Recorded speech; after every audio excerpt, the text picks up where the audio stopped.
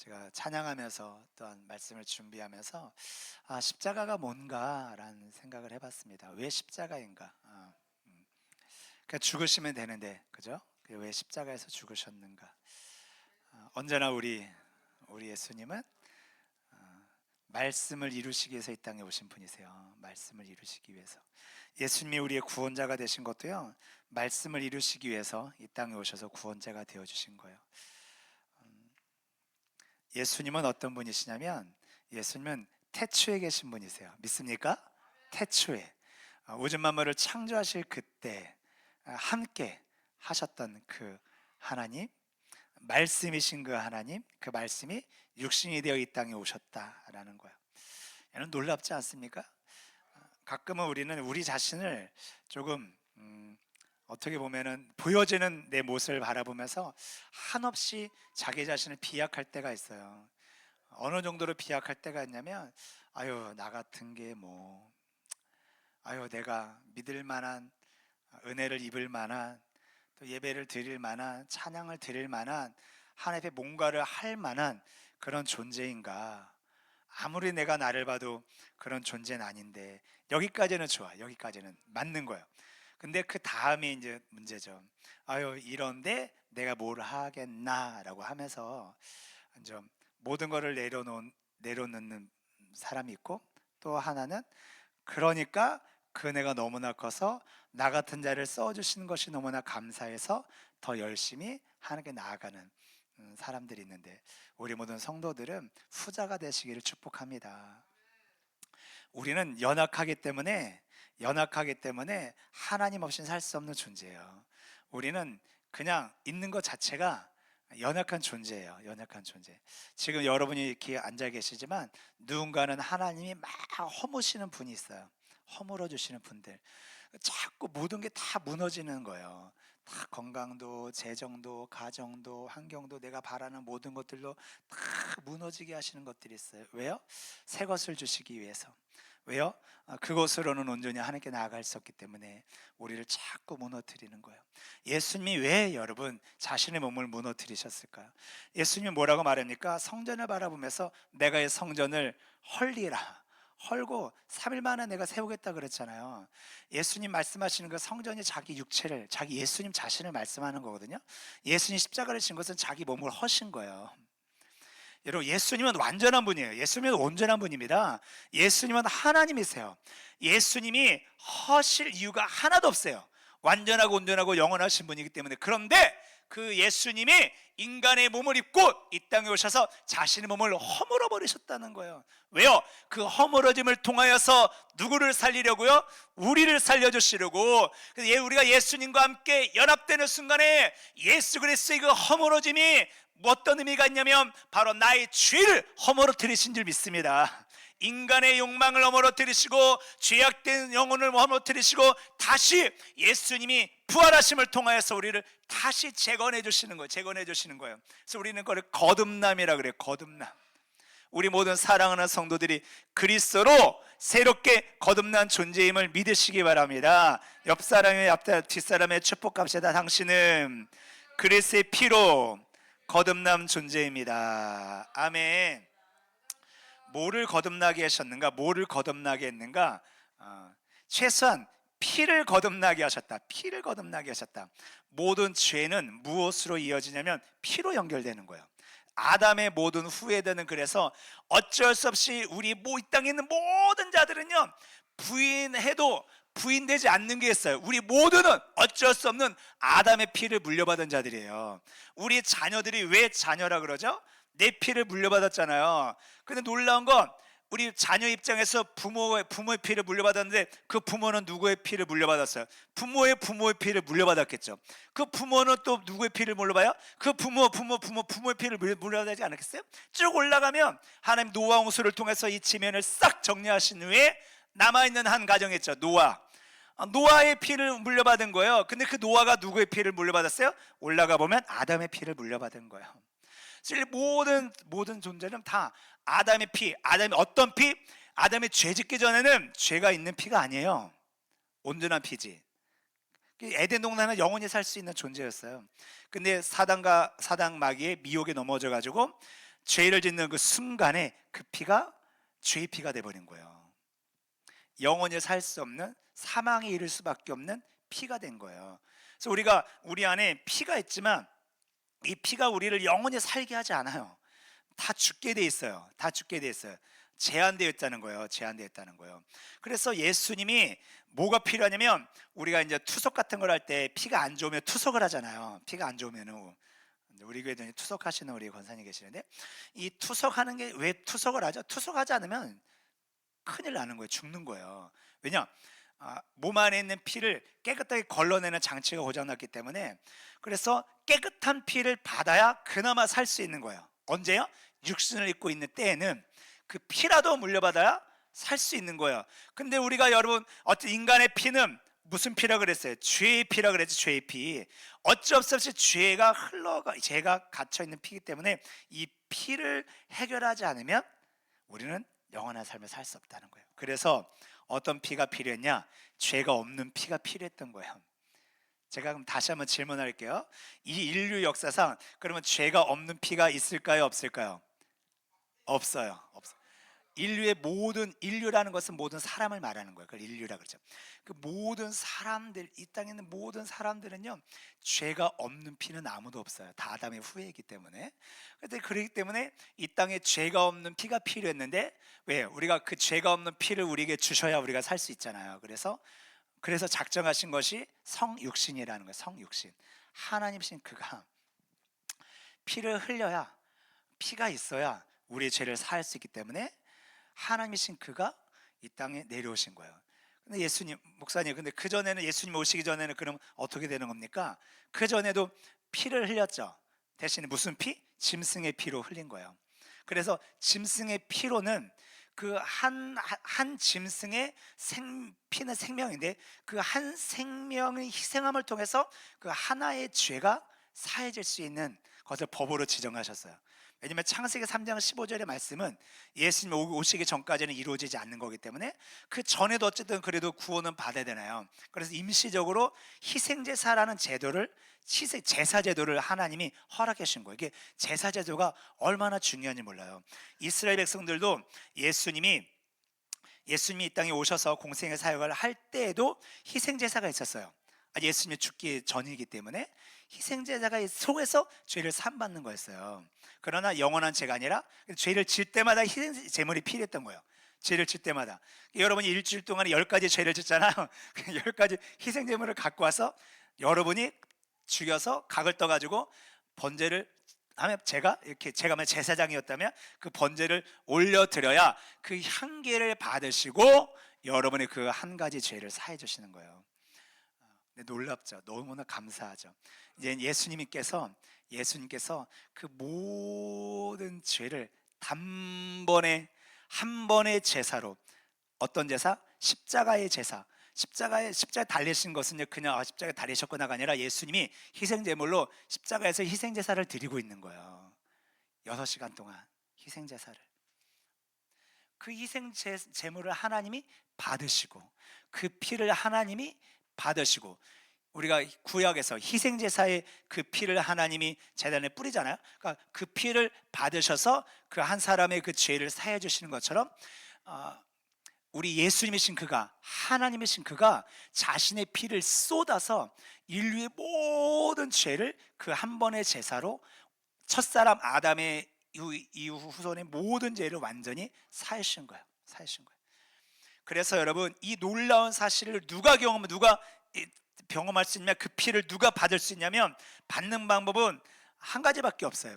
그 예수를, 나의 죄를 위해서 속죄제를, 희생제물이 되어주신 그 예수를 내가 믿음으로 영접하는 거예요.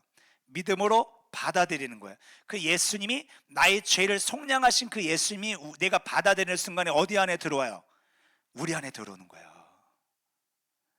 이 시간에 여러분이, 그 전까지는 우리 예수님은 과거는 묻지 말아요. 과거는 묻지 않으세요. 역시 우리 소영이만 웃어주는구나. 자, 예수님은 과거를 묻지 않으세요. 오늘 내가 죄인임을 인정하고 그 예수님이 나의 모든 죄를 속량하셨다. 그 피로. 그 예수님을 내가 영접하는 순간에, 그 나의 모든 죄를 속량하신 그 예수님 내 안에 들어오는 순간에 여러분은 뭐예요? 예수님과 딱 연합된 존재가 되는 거예요. 그래서 거듭났다 그래요. 예수로 새롭게 태어난 존재가 되는 거예요. 비록 여전히 우리는 육신을 입고 있기 때문에 이 몸 안에 피가 저주받은 피일지 모르지만, 육신의 피는 그럴지 모르지만, 여러분의 영혼이, 영적인 피가 하나님의 거룩한 자녀로 우리가 새롭게 태어나게 하시는 줄 믿으시기 바랍니다. 그 피로 우리가 새롭게 태어나는 거예요, 여러분. 그래서 십자가가 그래서 중요한 거예요. 십자가가. 그래서 우리는 그렇게 생각하셔야 돼요. 겉으로 내가 아직은 육신을 입고 있고, 아직은 그래서 때로는 많이 넘어지고 쓰러지고 아버지 말씀대로 살지 못하는 그런 연약함이 있을지라도, 그건 여러분 이상하게 생각하면 안 돼요. 너무나 당연한 거예요. 우리 아이들이 이렇게 자라면서 여러분 넘어지고 쓰러지고 하는 거가 당연해요, 당연하지 않아요? 당연한 거예요. 그걸 이상하게 생각하지 않아요. 부모들은 당연한 거라고 생각하지. 하나님이 우리를 볼 때 우리가 넘어지고 쓰러지고 막 그런 걸 하나님은요 당연하게 그냥 생각하세요. 그거를 이미 알고 우리를 받아주신 줄 믿습니다. 그걸 알고, 우리가 얼마나 연약한 존재인지를 알고 예수님 땅에 오셨고 예수님 십자가 지신 거예요. 나를 위해서. 넘어질 걸 알고, 우리가 얼마나 부족하고 얼마나 연약한지 알면서도, 우리가 아직 죄인되었을 때 그렇게 우리를 십자가에 죽으심으로 하나님께서 우리에 대해 자기의 사랑을 확증하셨다. 그러니까 우리가 아직 죄인되었을 때 죽으셨다는 이게 포인트예요. 우리는 가끔 그렇게 생각해요. 내가 완전해야 하나님 나를 사랑하신다. 여러분, 우리가 어떻게 완전할 수 있죠? 완전할 수 있는 존재는 아무도 없어요. 놀라운 건 그래서 은혜라고 말하는 거예요. 우리가 죄인, 공병기가 죄인 되었을 때 예수님이 십자가에서 죽으셨어요. 왜요? 우리의 모든 죄까지 다 포함해서 예수님 그 피로 사해 주신 거예요. 그래서 우리는 무엇으로만이 우리가 예수님 하나님께로 나아갈 수 있냐면 그 피로만이 하나님께 나아갈 수 있는 거예요. 다른 건 안 돼요. 오직 예수의 피로만이 우리가 하나님께 보좌에 나갈 담력을 얻었더라. 그래서 우리가 그 보혈의 능력이 그래서 귀하고 소중히, 오늘 보혈 찬양 많이 하셨는데, 모든 능력과 모든 권세, 이것이 뭐예요? 십자가에서 고통당하신 그 모든 것을, 십자가에서 모든 것을 다 쏟아내 주신 그 보혈 피로 인하여서 우리가 하나님 앞에 나아갈 수 있는 존재로 거듭났다, 변화됐다는 거예요. 이것이 십자가의 은혜고 십자가의 사랑인 겁니다, 여러분. 놀라운 것은 이 십자가는 어떤 한 사람에게만 해당되는 것이 아니라 모든 자에게 허락하신 축복이라는 거예요. 모든 자에게 주신 축복. 오늘 우리가 종려주일인데, 종려주일이 왜 중요하냐면 예수님이 이 십자가 지러 가시는 그 날이기 때문에 귀한 거예요. 이 십자가를 지시러 예루살렘에 입성하신 그 날이라는 거예요. 나를 구원하시기 위해서, 나의 모든 죄를 속량해 주시기 위해서 예수님께서 말씀하신 대로 메시아로 오신 분이라는 사실을 증명하기 위하여 스가랴서 9장 9절의 말씀처럼 그 말씀을 이루기 위해서 나귀 새끼를 타고 입성하고 계시는 거예요. 제가 질문할게요. 만약에 예수님께서 나귀 새끼를 타지 않고 그냥 걸어서 들어가셨다, 그러면 어떻게 됐을까요? 그날은 근데 종료주일이 될 수 없어요. 종료주일은 반드시 나귀를 타고 들어가셔야 되는 거예요. 그때부터가 이제 한 주간, 고난 주간이 시작되는 거예요. 그때부터가. 예수님이 여러분 유월절 지키려면 예루살렘에 1년에 한 번씩은 항상 들락날락 거리셨어요. 근데 오늘 중요한 이유는, 오늘 나귀를 타고 들어갔잖아요. 나귀 새끼를. 그래서 오늘이 중요한 거예요. 나귀 새끼를 타고 들어갔다는 것은 성경에 기록된 말씀대로 예수님이 누구시라는 걸 증명한 거냐면 바로 메시아, 구원자로 이 땅에 오신 분이라는 것을 증명하는 것이고, 두 번째 증명은 뭐죠? 백성들이 그 오시는 예수 그리스도를 향하여서 환호하면서 호산나를 외치는 그 장면이 바로 예수님께서 메시아로 오신 분이라는 사실을 증명하는 거예요. 왜? 시편에 그렇게 말씀해 주셨기 때문에 메시아로 이 땅에 오시는 분은 반드시 우리를 구원하소서라는 외치는 소리를 듣게 된다는 거예요. 그래서 우리를 구원하소라는 단어 자체가 뭐라 그랬죠? 호산나란 뜻이에요. 우리가 호산나 호산나 찬양 많이 부르잖아요. 근데 많은 분들이 호산나가 무슨 뜻인지 모르고 그냥 불러. 호산나. 따라합시다. 호산나는 우리를 지금 구원하소서 뜻이에요. 그래서 호시아가 구원하소서라는 뜻이고, 나가 지금 당장 절박하게 간구하는 거예요. 지금 구원해 주세요. 지금 구원해 주세요. 그래서 이 장면이 왜 중요하냐면, 종료주일이 왜 중요하냐면, 예수님이 나귀를 타고 들어가면서 한 가지 더 보여주시는 거죠. 예수님이 메시아로 들어갔다는 사실, 메시아라는 사실, 메시아는 구원자라는 뜻이에요. 구원할 자를 이스라엘 백성들은 약속하신 그 메시아를 기다리면서 신앙생활 했거든요. 하나님 앞에 우리 메시아 보내주세요, 메시아 보내주세요, 그러면서 신앙생활한 거예요. 근데 그게 그 메시아를 어떻게 구원할 수 있냐면, 나귀 새끼를 타고 들어갈 때, 두 번째가 주여 우리를 구원하소서라는 사람들이 환송할 때, 찬양하면서 막 환송하면서 나귀 새끼를 들어가는 그 자가 메시아인 거예요. 그리고 또 하나가 뭐죠? 예수님께서, 그죠, 호산나가 그 뜻이고, 예수님이 어디에 달리셔야 돼요? 예수님이 나무에 달린 자마다 저주를 받는다 그랬는데, 예수님이 십자가를 달리신 이유는 우리의 저주를 대신 예수님이 저주를 다 받으시기 위해서, 담당하시기 위해서 예수님이 나무에 달리신 거예요. 십자가에 달리신 거예요. 만약에 예수님이 십자가에 달리지 않고 돌아가셨다, 근데 이름이 예수다, 메시아가 아니에요. 그 예수는 성경에 말씀하시는 그 메시아가 아닌 거예요. 그냥 성경에도 여러분 놀랍게도 예수라는 이름이 또 있어요. 예수님만 예수가 아니라 다른 예수도 있어요. 바 예수도 있고, 어쨌든 다른 지역에 사는 예수도 있어요. 이름이 똑같다고 구원자가 아닌 거예요. 우리가 왜 예수님을 예수라고 고백합니까? 왜 예수를 그리스도로 고백하죠? 우리가 믿는 예수님이 그리스도가 되시기 위해서 나귀를 타고 들어가야 되고, 그 다음에 백성들의 호산나 함성 소리를 들어야 되고요. 세 번째는 그가 핍박받고 십자가에서 돌아가셔야 되는 거예요. 놀랍죠, 여러분? 놀랍죠? 예수님이 돌에 맞아 죽을 수도 있었어요. 돌에 맞아 죽지 않았어요. 유대인 법에 의하면 죄인은, 신선 모독자는 돌을 던져서 죽이는 거예요. 돌 맞아 죽는 거예요. 유대인들 법은 그래요. 돌 맞아 죽이는 거예요. 근데 여러분 놀랍게 그 유대인들이 예수님을 누구에게 죄를 이렇게 상수합니까? 빌라도 총독에게, 로마 총독에게 예수님을 이야기하는 거예요. 그래서 그 빌라도 총독이 사형 선고를 내렸는데, 로마법은 죄인을 어디에다가 못 박아요? 십자가에 못 박는 거예요. 가장 형이 높은 게 십자가형인 거예요. 그래서 유대인들은 십자가형을 내릴 수 없기 때문에, 예수님은 근데 나무에 달리셔야 되나요? 그러니까 유대인들을 통해서 반역하게 만들고, 총독의 빌라도한테 가가지고 십자가에 못 박아달라고 막 그렇게 강구하는 거예요. 왜? 예수 반드시 십자가에 못 박히셔야만 됐던 거예요. 왜? 성경에 그렇게 기록되고 있기 때문에 하나님이 그렇게 역사하시는 거예요. 그냥은 없어요.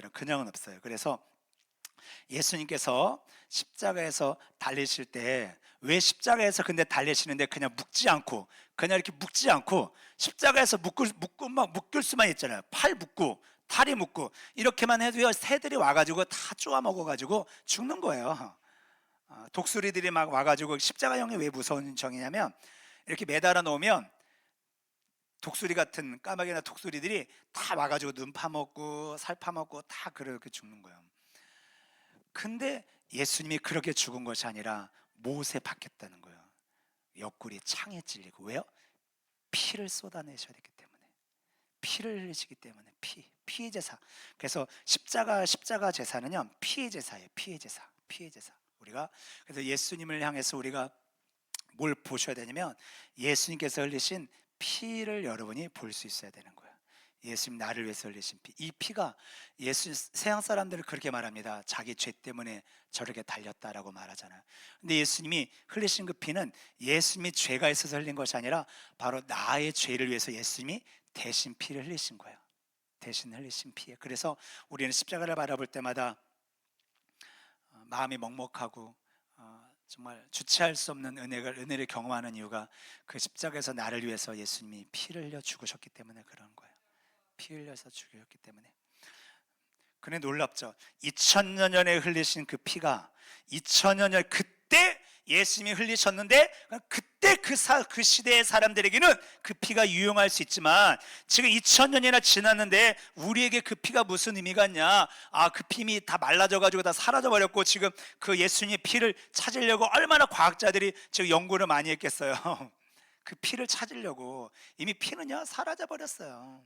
그런데 불구하고 예수님이 십자가에 설린 그 피가 어떻게 우리를, 여러분 지금도 그 피로 우리가 사함받을 수 있죠?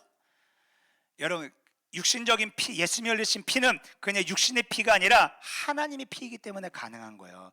하나님이 흘리신 그 피는 영원하시기 때문에 사라지지 않아요. 사라지지 않아. 그래서 그 피가 지금도 여러분의 죄를 속량하실 수 있는 거예요.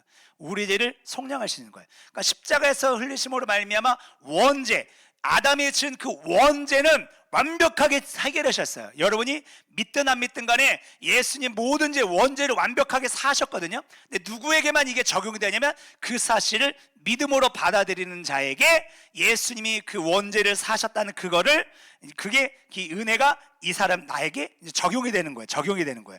예수님이 모든 자들의 원죄를 다 하셨는데 이걸 누구만 누릴 수 있냐면 예수님께 와가지고 그걸 인정하는 자에게 이 축복, 이 죄사함의 축복을 주시는 거예요. 근데 원죄 문제는 해결됐는데 중요한 게 뭐냐면 두 번째가 자범죄 문제가 남아있는 거죠. 자범죄.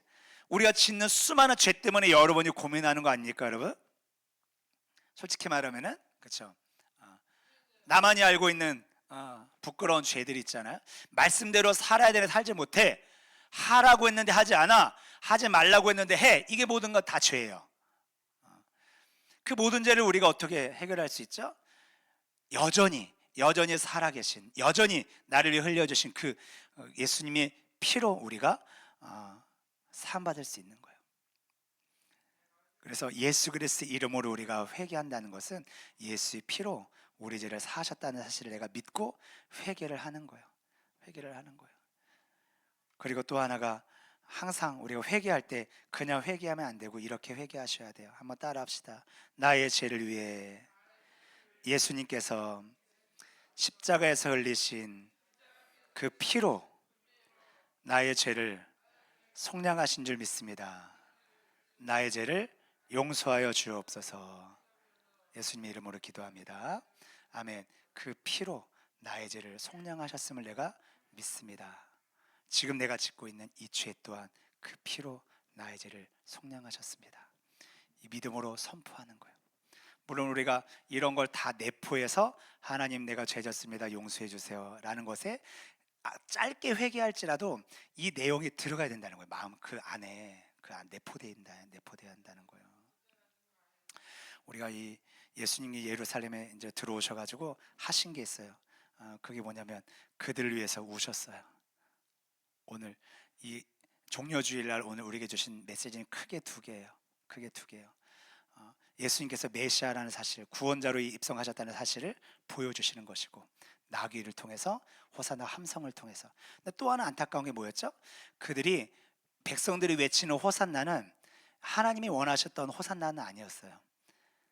우리를 구원하소서가 로마로부터 우리를 구원하소라는 호산나였기 때문에, 그럼에도 불구하고 말씀대로 이루어져야 됐기 때문에 예수님이 그들의 그 함성 호산나의 외침을 가로막지 않으신 거예요. 드러내신 거죠. 예수님 메시아라는 거를. 근데 중요한 거는 그들의 외침과 부르짖음의 그 간절함을 예수님이 막지 않으셨는데 오히려 그들을 바라보면서 눈물을 흘리셨는데, 왜냐하면 그들의 고통을 아셨기 때문에 그런 거예요. 저는 이 말씀을 묵상하면서요, 제가 갑자기 저 믿음도 없는 사람들 뭐 알지도 못하고 저렇게 팍 하나, 그들의 함성이 여러분 나중에는 뭐로 바뀌는지 알아요? 저 예수를 십자가에 못 박으소서, 저 예수를 죽여라, 그 함성으로 바뀌어지는 거예요.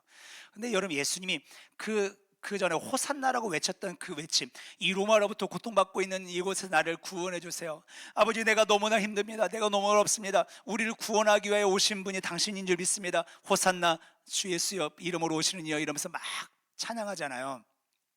그 찬양의 그 찬양 안에 내포되어 있는 그들의 고통과 그 아픔, 로마로부터의 그 핍박, 그 속박, 이런 모든 것에 대한 아픔을 예수님이 아시고 그들을 위해서 눈물을 흘려주셨고 그들을 위해서 여러분 용서해 주셨고 피를 흘려주신 줄 믿습니다. 그걸 어디에서 증명하냐면 예수님이 이렇게 들어가시면서 눈물을 흘리신 그 눈물이 그들의 영혼을 불쌍히 여기고 그들을 구원하시기 위한 하나님의 눈물이었다는 것을 어디서 알 수 있냐면, 그렇게 함성했던 그들이 아까 말했죠. 그들이 뭐로 바뀌어요?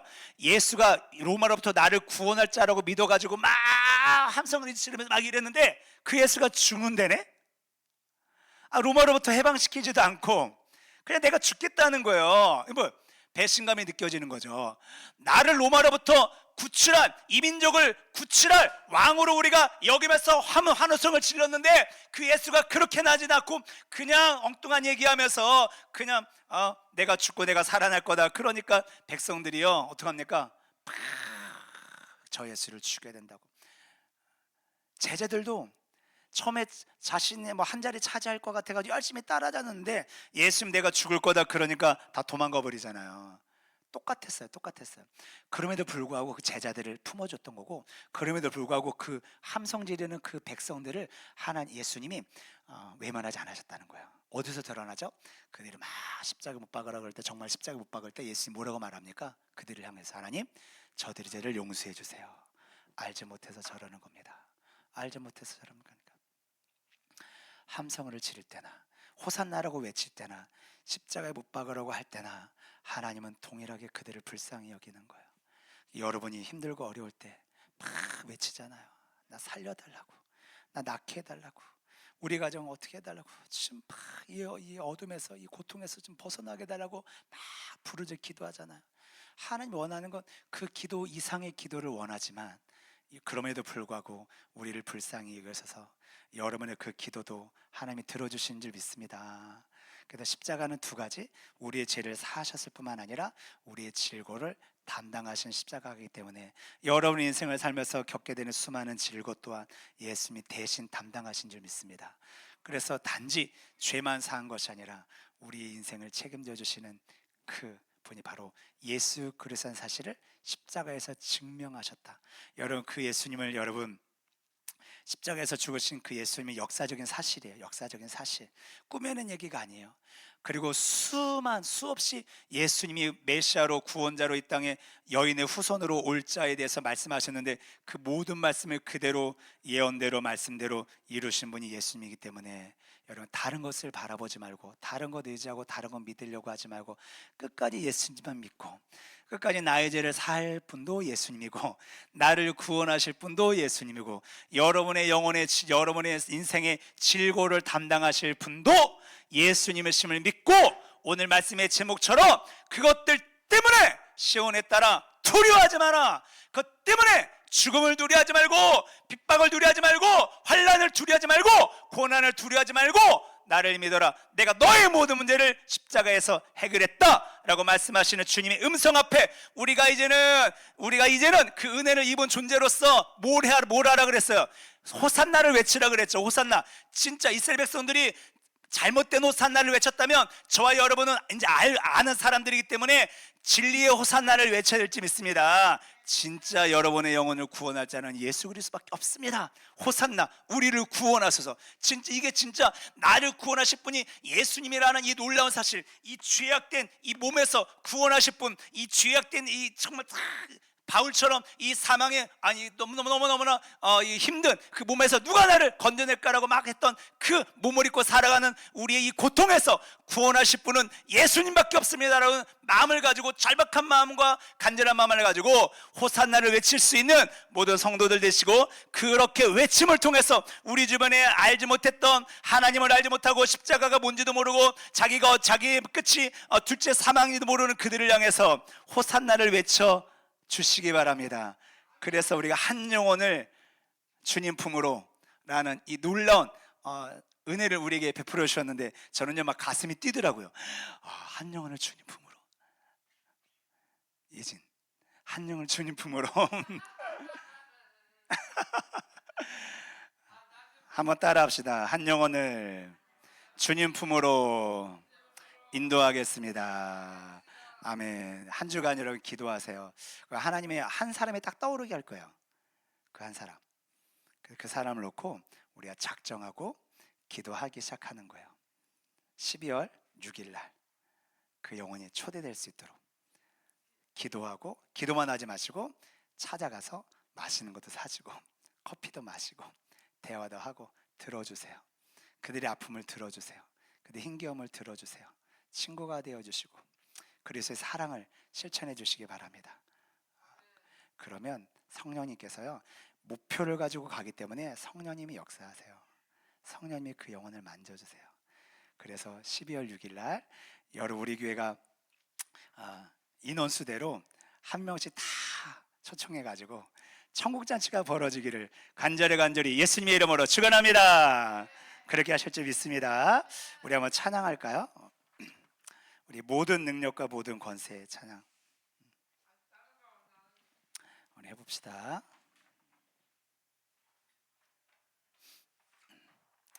모든 능력과 모든 권세가 주님께 있습니다. 예수님 나를 위해 버림받으셨고 외면당하셨지. 나를 위해 죽으신 그 주님, 나의 주인 되심을 선포합시다. 모든 능력과 모든 권세, 모든 것 위에 뛰어나신 주님, 세상이 증량할 수 없는 지혜로 모든 만물 창조하셨네. 모든 나라와 모든 보좌, 이 세상 모든 경이로움보다, 이 세상 모든 값진 보물보다 더욱 귀하신 나의 주님. 십자가 고통당하사 버림받고 외면당하셨네. 짓밟힘 장미꽃처럼 나를 위해 죽으셨네. 우리 십자가를 묵상합시다. 주님 바라보면서 십자가 고통당하사 버림받고 외면당하셨네. 짓밟힘 장미꽃처럼 나를 위해 죽으셨네. 나의 주. 우리 한번 기도하겠습니다. 아버지 하나님, 우리 먼저 감사합시다. 감사 기도합시다. 아버지 감사합니다. 나를 위해 십자가 지신 그 주님의 그 사랑, 그 피로 아버지 하나님 나의 죄를 속량하셨음을 우리 입술로 고백합시다. 아버지 하나님, 그리고 고백합시다. 아버지 하나님, 내가 살면서 지었던 모든 죄를 아버지 회개하오니 그리스도의 피로 아버지 나를 용서하여 주시고 이 시간에 온전히 그리스도의 사람으로 거듭나게 하시옵소서. 하나님의 사람으로 변화되게 하여 주시옵소서. 나를 새롭게 하여 주시옵소서. 예수의 피로 우리 자녀들이 새로워지게 하시옵소서.